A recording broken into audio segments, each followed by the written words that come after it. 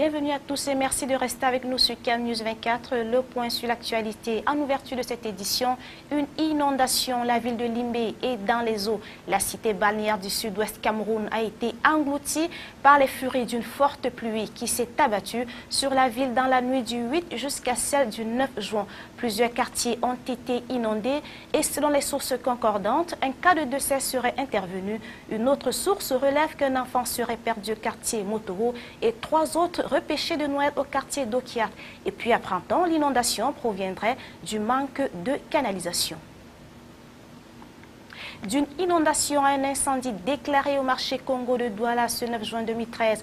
Plus de 300 boutiques ont été calcinées par les flammes et selon les témoins oculaires et auditifs, l'incendie serait parti d'un court-circuit électrique. Néanmoins, aucune perte en vie humaine n'est signalée et les dégâts matériels sont visiblement considérables. Le sous-préfet de l'arrondissement de Douala 2e, présent sur le lieu du sinistre, a pu constater l'ampleur des flammes et le déploiement des sapeurs-pompiers pour l'extinction des dites flammes.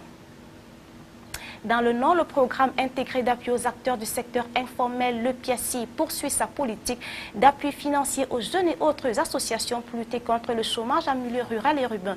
Une somme de 30 millions de francs CFA a été remise en fin de semaine dernière aux 3 communes de Garoua 1er, 2e et 3e. C'était au cours d'une cérémonie qu'a présidée dans la salle des actes de la communauté urbaine de Garoua, Fidèle Téni, le secrétaire général des services du gouverneur de la région du Nord. Une cérémonie qui a d'ailleurs débouché sur la signature des contrats avec les communes concernées. La journée de l'enfant africain, c'est dans 10 jours et déjà des associations se mobilisent contre le trafic et la traite des enfants et surtout contre la pédophilie qui prend de l'ampleur dans certains milieux. Les membres de l'association La Colombe, par exemple, étaient face à la presse en fin de semaine dernière à Douala pour expliquer aux participants le concept dénommé « Préservons nos enfants », laquelle couche fragile doit être protégée. Sport, le coup d'envoi du championnat de cyclisme a été donné ce 9 juin à Ngaoundéré, initié par la Ligue régionale de la Damawa. C'est la cour royale du Lamida de Ngaoundéré qui a servi de cadre pour le lancement de la compétition. 8 coureurs étaient au départ sur les 15 attendus qui devraient parcourir 50 km en circuit fermé, soit 10 km x 5 tours. Les compétiteurs ont rongé le front des vélos qui à 95% ne répondent plus aux normes prévues. Et les nouvelles hors des frontières camerounaises, c'est dans ce condensé de la page étrangère avec l'agence France Presse. Stéphane Richard en garde à vue. Le patron d'Orange et ancien directeur de cabinet de Christine Lagarde est entendu dans le cadre de l'enquête sur l'arbitrage contesté qui a mis fin au contentieux entre Bernard Tapie et le Crédit Lyonnais en 2008. Il doit expliquer le rôle exact joué par Bercy et l'Élysée dans cette affaire qui a permis à Bernard Tapie de toucher 403 millions d'euros. Le responsable des fuites sur la surveillance d'Internet aux États-Unis sort de l'ombre dans une interview au Guardian. Edward Snowden, 29 ans, travaillait pour l'Agence de sécurité nationale. Ces derniers jours, des médias ont fait la lumière sur 2 programmes secrets de cette agence.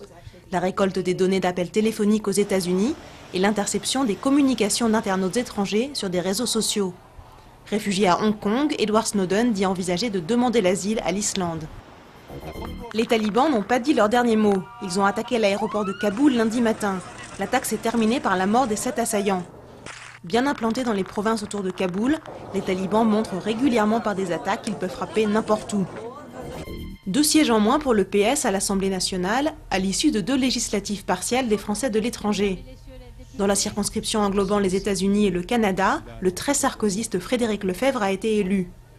Dans celle comprenant l'Italie, la Grèce et Israël, c'est Meyer Habib, vice-président du CRIF et membre de l'UDI de Jean-Louis Borloo, qui emporte la mise.